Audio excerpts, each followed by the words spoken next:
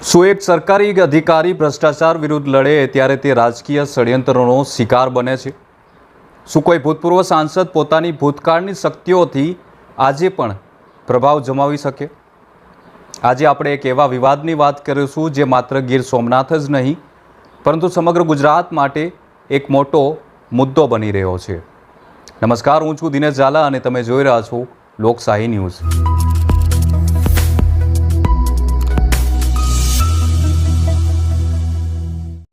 Gir સોમનાથના collector Digvijaysinh Jadeja અને ભૂતપૂર્વ સાંસદ દિનુભાઈ સોલંકી વચ્ચે ચાલી રહેલો તીવ્ર વિવાદ હવે એક ઐતિહાસિક ટકરાવમાં ફેરવાઈ ગયો છે. આ વિવાદમાં છે મોટા આરોપો, મોટા ષડયંત્રો અને એક સત્ય જે હજુ સુધી બહાર આવ્યું નથી.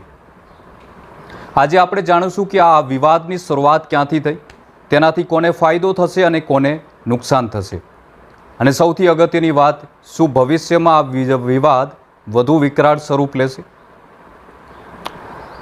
આ વિવાદની શરૂઆત થઈ છે 18મી ફેબ્રુઆરીએ, જ્યારે કોડીનાર નગરપાલિકાની ચૂંટણીમાં ભાજપની જીત થયા બાદ દિનુ સોલંકીએ જાહેર સભામાં ગીર સોમનાથના કલેક્ટર પર ગંભીર ભ્રષ્ટાચારના આરોપો મૂક્યા.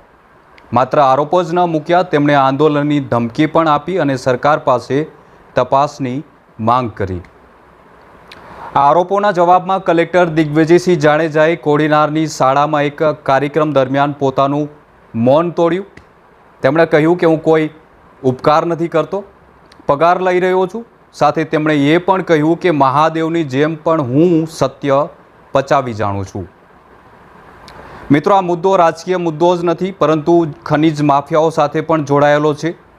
કલેક્ટરે 26 કરોડ રૂપિયાની ખનીજ ચોરી પકડીને લીઝ ધારકોને રોયલ્ટી ભરવાની ચેતવણી આપી. તેમણે ચેતવણી આપી કે જો રોયલ્ટી નહીં ભરાય તો તવાઈ થશે. મિત્રો, આ વિવાદ એક મોટી જમીન સાથે પણ જોડાયેલો છે.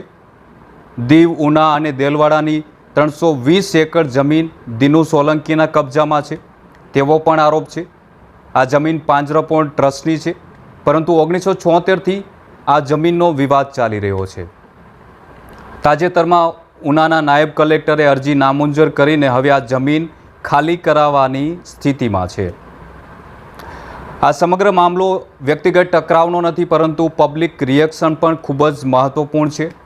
કેટલાક લોકો કલેક્ટર દિગ્વિજયસિંહના નિર્ણયની પ્રશંસા કરી રહ્યા છે, જ્યારે અન્ય લોકો દિનુ સોલંકીના આરોપોને ગંભીરતાથી લઈ રહ્યા છે. હવે પ્રશ્ન એ ઉઠે છે કે આ વિવાદનો અંત ક્યારે આવશે? શું સરકાર તપાસ કરશે? શું દિનુ સોલંકીના આરોપો સાચા નીવડશે કે પછી માત્ર રાજકીય ખેલ છે? કમેન્ટ કરી તમારી પ્રતિક્રિયા જરૂર આપજો. આવી જ વધુ રસપ્રદ અનકહી હકીકતો જાણવા માટે ચેનલને સબસ્ક્રાઈબ કરજો અને બેલ આઇકન દબાવવાનું ભૂલશો નહીં. મળીશું આવા જ ઇન્ટરેસ્ટિંગ સમાચાર માટે. જય હિન્દ.